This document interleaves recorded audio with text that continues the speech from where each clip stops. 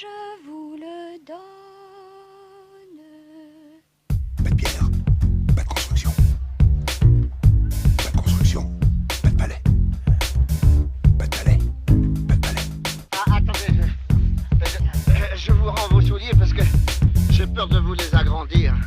Ah, mais vous me les abîmez, dites donc. Vous me dites, l'autre folle va rappliquer, l'autre folle va rappliquer. Moi, je vois arriver une femme, je me dis, c'est elle, c'est la folle. De qui il parle là? Merci la gueuse. Tu es un laidron mais tu es bien bonne. T'as pas vu ton pif, hein? Quand tu te mouches, t'as pas l'impression de serrer la main à pote? Là, je n'en peux plus. Je suis en bout du rouleau. J'ai envie de rentrer, me foutre mes enfants et terminer mon soir.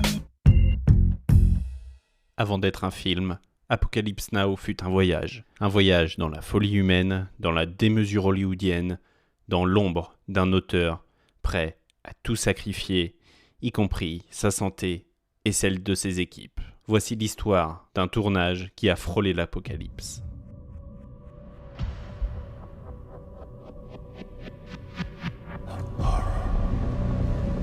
You've heard of Colonel Walter E. Kurtz? Your mission is to terminate the Colonel's command.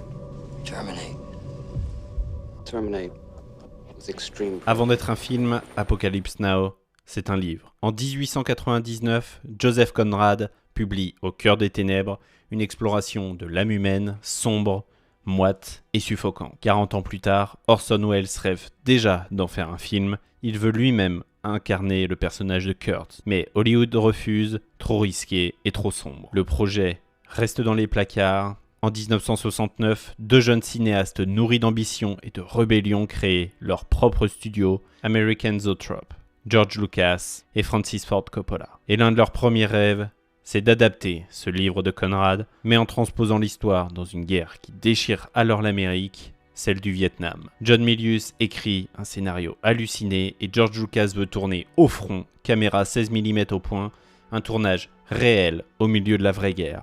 Les studios prennent peur et Warner Bros. Sabre le projet. Impossible, incontrôlable et beaucoup trop dangereux. Alors George Lucas part faire Star Wars et Coppola tourne Le Parrain. Apocalypse Now retourne une nouvelle fois au fond du placard. En 1975, Francis Ford Coppola sort du triomphe du Parrain.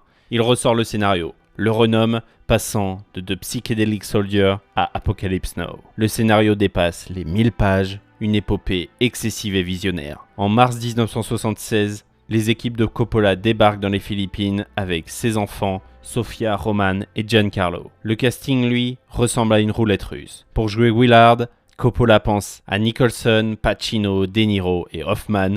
Tous refusent. Finalement, il engagera Hervé Kettel. 2 semaines plus tard, Francis Ford Coppola le renvoie. Martin Sheen débarque pour le remplacer et peu après, fait un infarctus. Il lutte pour sa vie pendant que son frère le double dans des plans larges. Et pendant ce temps-là, Marlon Brando débarque sur le tournage avec 15 kilos de trop, aucune préparation pour le rôle, ni aucune envie d'y participer. Le personnage de Kurtz, censé être émacié, doit être réécrit. Le tournage devait durer 5 mois, soit environ 150 jours. Il en durera 427. Littéralement, une apocalypse pour ce tournage. Un typhon détruit entièrement le plateau aux Philippines. Les hélicoptères prêtés par l'armée philippine disparaissent chaque soir, réquisitionnés pour lutter contre une insurrection locale. La chaleur est suffocante, les infrastructures sont rudimentaires, l'équipe tombe malade et les tensions explosent. Pendant ce temps-là, son épouse Eleanor filme tout. Son making-of deviendra un documentaire légendaire, Hearts of Darkness, A Filmmaker's Apocalypse. Un film sur un homme qui perd pied à chaque mesure que son œuvre prend forme. En 1979, le film n'est pas vraiment terminé, mais Francis Ford Coppola décide quand même de le projeter à Cannes. Il arrachera la Palme d'Or ex aequo avec le tambour, et Coppola lâchera une phrase qui deviendra mythique. Apocalypse Now n'est pas un film sur le Vietnam, c'est le Vietnam. Le film sortira en août 1979, d'abord dans 3 salles, mais les files d'attente interminables feront rapporter au film plus de 150 millions de dollars et en France plus de 3 millions de spectateurs la première année. Apocalypse Now devient alors un phénomène, une œuvre totale, une expérience sensorielle. Coppola n'en aura pas fini. En 2001 sort Apocalypse Now Redux, 49 minutes supplémentaires. Puis en 2019, Coppola dévoile le Final Cut de 182 minutes, une version épurée, sa vision ultime. Apocalypse Now, ce n'est pas seulement un film, c'est un voyage un mythe, une œuvre maudite et sublime tournée dans la souffrance, la boue et les ténèbres. Lorsque la caméra s'est éteinte, lorsque les hélicoptères se sont tus, beaucoup ont dit que l'équipe entière avait frôlé la folie, et c'est peut-être pour ça qu'on se souvient encore d'Apocalypse Now, parce que rien, absolument rien n'y a été fait dans la demi-mesure.